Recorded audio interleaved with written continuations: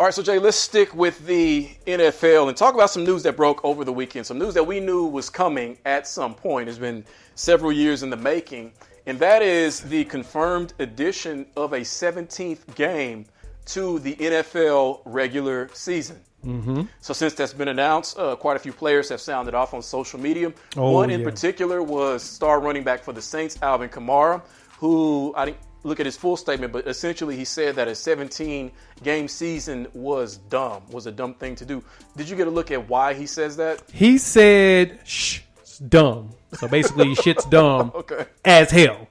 Man, a few that words. Was his tweet. Okay. That was his tweet right there. And do you agree? Yeah. Well, yeah. It's all a money grab. The whole purpose of adding that additional week is one more week of revenue coming in. Mm-hmm. And why would you not take advantage of the fact that you've got 17 games and you got money coming in through those games? And that's really what it is. I mean, this is the longest stretch without a change in NFL history since the 16-game regular season was added in 1978. Yes. So it's been a long time since there were 43 years that there's ever been that change is coming up. But we all knew it was coming. The players knew it was coming. The players aren't happy about it because an additional week of football on those battered bodies heading into the playoffs. They already added an additional week in the playoffs, or additional game in the playoffs. Why are we adding more to their plate in a sport that is very harsh on the body? It's all money. It's all money.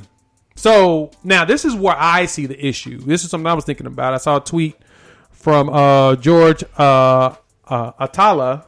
I'm sorry if I pronounced your name wrong, but he is the vice president. He's the Players Association Associate Executive Director of External Affairs. He said this to Torrey Smith, who had commented about the 17 games and money. He said, "What's up, brother? There will be automatic changes to the off-season and in-season workout schedules as a result." Mm-hmm. Here's where I run into this issue. You don't need less practices.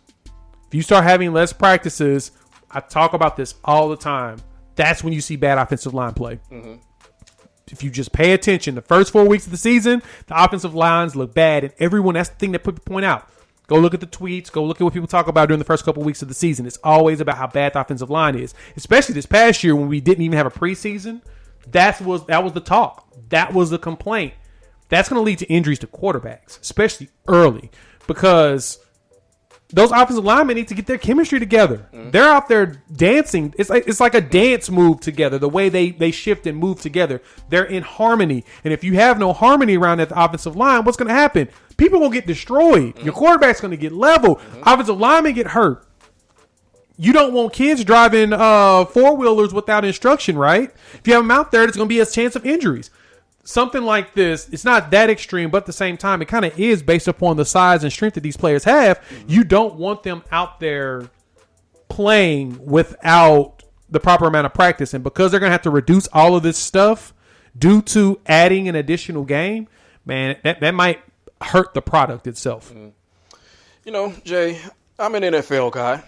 Yeah. I support the NFL in certain ways that a lot of people don't, especially when it comes to certain decisions that are made or in the front office or understanding the perspective of where owners are coming from at times. And I've defended them a lot. But I can't defend this. I cannot defend the 17th game because what they're not talking about along with this 17th game is an extra bye week. Yep. Okay. So to add another game, but to give them the same bye week, the same amount of bye weeks, which is one, I think that that's what's absurd. There's a way around that, but I think that that's part of how they're going to struggle to sell this to the players and coaches. But forget that. Forget a 17th game. They should have already had another bye week just because of how brutal the sport is on them. Yep. So that already upsets me. But the way around that is taking a piece of the NBA playbook and load managing some of your players, some of your best players, to where if you're not going to give us an extra bye week, I'm going to have to figure out a way to give it to these players myself. Well, see, the problem you run into that is something that you always mention, is that the NFL is a game of urgency. Yeah. And it's a game of attrition. But the biggest thing is the urgency. You can't miss too many games because it's critical to your playoff positioning or what your playoff situation. Everybody has to play. And that's where you start running into issues when it comes to doing the load managing thing. It doesn't really work that well. Now, I like the idea of an additional bye week. I said this last year during the COVID situation. Mm-hmm. The best bet for them was to add a second bye week to be able to shift games around a lot easier. It gives you that more flexibility. They should have like a mid-season break. Yes. Just throw like at the middle of the year, boom, everybody's off this week. You're like after week 8, nobody plays, and then again another week after week 14. And then come back, finish the final 3 games of the season, go into the playoffs. Go do like the NBA and have like a all-star week or something. Yes. No game, virtual Pro Bowl, whatever, and do that every year right in the middle of the season. Give everybody a week, basically a week and a half off in preparation for their next week, and let their bodies just kind of heal and prepare for the rest of the week. That, to me, would work if they just got to just extend the season an additional week. And who doesn't like more football? Right, exactly. So they're totally getting this wrong. And the players, they're going to fight this. I don't know how much leverage they have. Zero. This was agreed on in last year's collective bargaining agreement. So this goes back to that the players basically didn't really fight for anything in the first deal that the NFL offered to them. They accepted, which they probably shouldn't have done. Oh, they fought. But they were outmanned. That was fighting. They were outmanned. That was the one sticking point in there that they could not get over and find an agreement on, especially when the money and everything. That was one of their major sticking points. And it got to the point where it was like, look, we'll never get a deal done. And these players aren't going to be prepared to lock out. Most of these players can't afford it. Mm-hmm. It's funny. I was listening to Bomani Jones and Dominique Foxworth on the Foxworth Friday episode of That's My Mama. I mean, the Right Time. And Foxworth was the president of the NFLPA back when he was a player as a corner between Atlanta, Denver, etc. And this is something that I've said, and I like hearing it from an NFL player's mouth as well as Bo, who's really smart when it comes to this portion of it. But they point out players being paid. Mm-hmm. And he's like, look, NFL players, those at the bottom of the totem pole don't get paid that much money. Right. Like, for example, we'll say a minimum guy makes $500,000 just to make numbers round out, right? $500,000 a season. Everyone, of course, would love to make $500,000 in one season, but then you forget what goes into that $500,000. First off, this player most likely won't last longer than 3 years since that's the average. Mm-hmm. So that's $1.5 million over a 3-year span. Then you got to do all the deductions. Yep. Got to pay your agent.